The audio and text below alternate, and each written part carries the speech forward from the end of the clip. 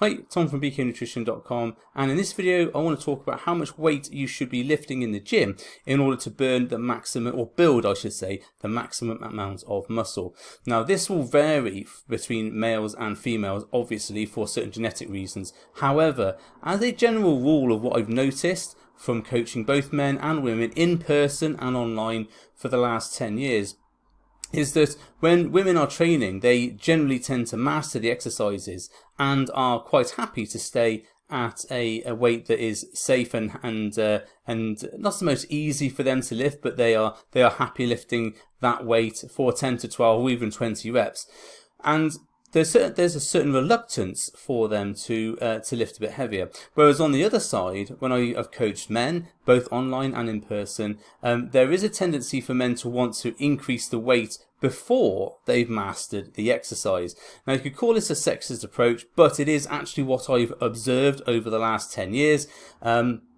It's very much a thing, I think, in men especially, and you know, obviously I am a man, so I have experienced this, is that sometimes you're in the gym and you do just want to be lifting a lot of weight, a heavy weight, and sometimes you're not happy to be lifting what you would class as a lighter weight, and then sometimes you might think, well, actually I should be lifting more in order to build muscle. And a lot of men do have this link that in order to build muscle you have to be strong. Now I have covered in, I suppose, 3 or 4 different videos about the fact that you don't have to be lifting maximal weight in order to build maximal muscle.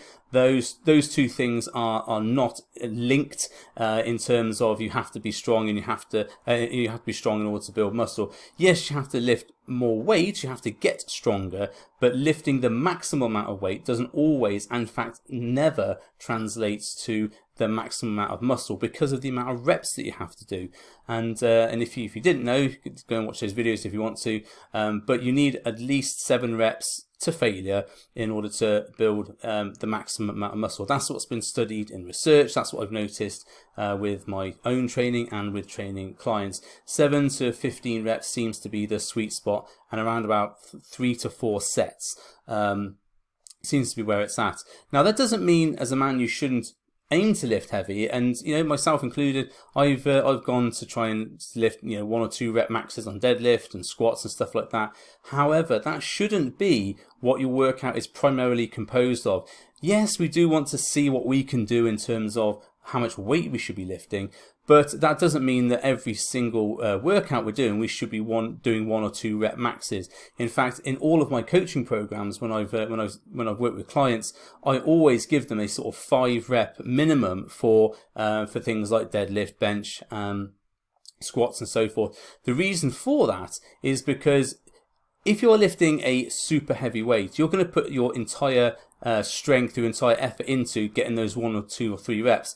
Now what happens with that is that sometimes you can then bring in, say, a bit of body English, which is like body movement, in order to get the weight up. And I've noticed this generally with men do try and do this a lot, is that if they're trying to get, say, 10 reps or whatever, they'll muddle through the last 3 by bouncing the weight or leaning into the weight or whatever else just to get those last 3 reps. And those 3 reps are probably the most unproductive of the set because they're not using proper form, they're not targeting the muscles properly. As soon as you shift in your stance, as soon as you move out of the proper plane of movement for the exercise, and you'll know what I'm talking about. You've obviously seen people, you might have done it yourself, leaning into bicep curls, swinging your arm up so it's more like a front raise for bicep curls. For squats, it looks almost like a good morning. For bent over rows, looks more like a shrug.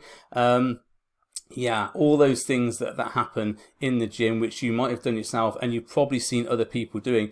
Those last couple of exercises, the last couple of reps that you do with that poor form doesn't actually stimulate more muscle because you're taking the emphasis off that muscle, and actually you're opening yourself up for more of an injury risk because you're in a position which you wouldn't normally be in lifting that sort of weight.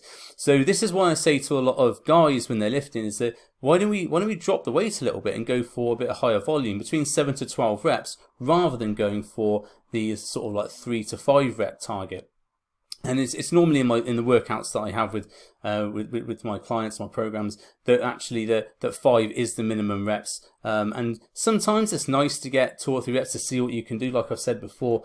But that shouldn't be the mainstay of your workouts. Your workout should be, on the whole, between 7 to 12 reps.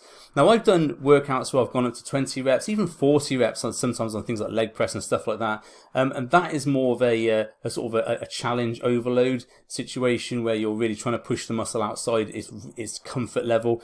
But you can do that on things like leg press because of the amount of muscle fibers that you have and the relatively safe position you're in when you're doing leg press. It's a one plane of movement. It's just back and forth. You can rack any time, provided you are not silly with it. You're unlikely to get a serious injury on the leg press.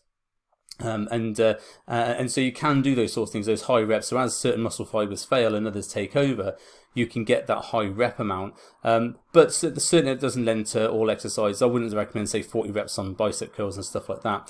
But what I'm trying to get here is that lifting the maximum amount of weight is not necessary to build the muscle. But because of this wrong course of thinking that a lot of guys have, and also women as well. I see this with women as well, but it is mainly guys. They think that they have to be the strongest bodybuilder, and because of that, they generally tend to increase the weight before they're ready to increase the weight, which then moves into more body movement and potential for injury rather than actual muscle growth. Now, on the flip side of that, if you look at a lot of women I've coached, and like I said before, I've worked with some women, some strong women who can really push themselves through their boundaries, and it is great to see that. But a lot of the time I've worked with women, and they are very reluctant to increase the weight. They're potentially worried about getting injured, which is ironic considering that the other side of men don't really consider injury before they do lift something. Normally it's all like, let's see if we can get this up and see what happens. Women are generally, in my experience, more mindful of getting an injury, of hurting themselves. And sometimes there's this misconception that they're going to get too big but if they increase the weight, and it's actually, that just doesn't happen. I've covered this in other videos.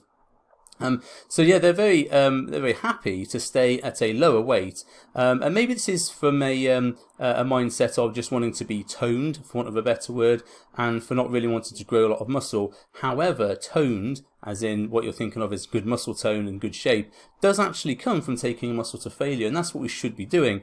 And when I've worked with women, especially leg training, women tend to be very strong on leg training, and when I've worked with them in that capacity, we've managed to sometimes increase their weight 100% on things like leg press and squat and stuff like that, because they just haven't pushed themselves hard enough before. And when they do this, they do see a brilliant reaction in their body in terms of their muscles get better, they get leaner, they get more shapely. And just recently I had a client in one of my build programs who didn't really do a lot of weights, but obviously build is is a weight bodybuilding training program in order to build more muscle, lose more body fat, and she was generally doing more cardiovascular work. So she come on to build to tone up for her wedding, and she was only using very small weights such as like a 2 to 4 kilo kettlebell.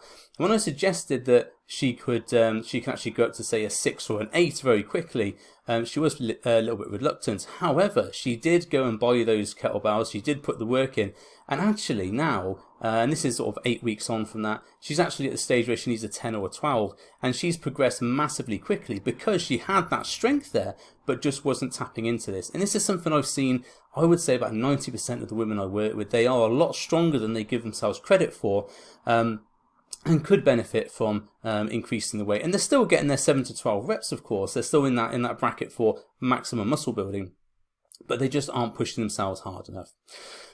So, hope that's been helpful. Hope it's been giving you something to think about. If you would like to have a look at some of my free workouts to see what I'm talking about in terms of workout structure and the optimum 7 to 10, 12 rep range and all those sort of things I've been talking about in my other videos, feel free to go to my website, beaconnutrition.com/vitamin T.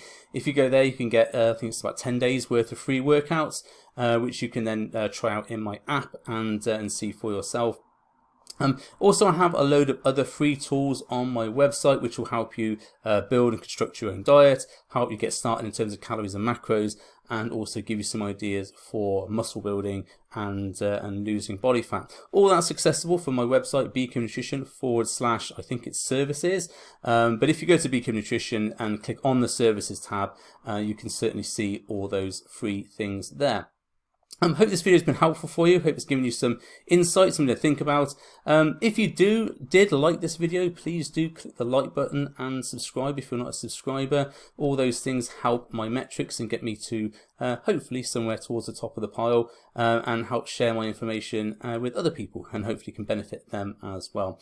Thanks for your time as always, and I'll see you on the next video. Bye for now.